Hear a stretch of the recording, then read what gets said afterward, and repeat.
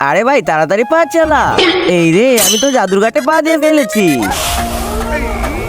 আরে ভাই দেখ কতগুলো বউত এখানে। আরে আরে ওরা তো পার্টি করতেছে, চল আমরাও যাই। বুকা চন্দ্র এভাবে গেলে ওরা তো আমাদের চিনে ফেলবে। আরে এই শালারা তোরা দুইটা আবার কি? আমরা দুজন নতুন ভর্তি হয়েছি। এই নে তোরাও খা।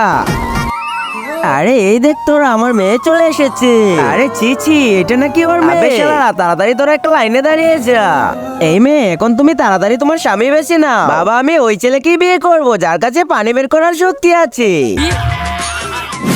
পানি বের করো।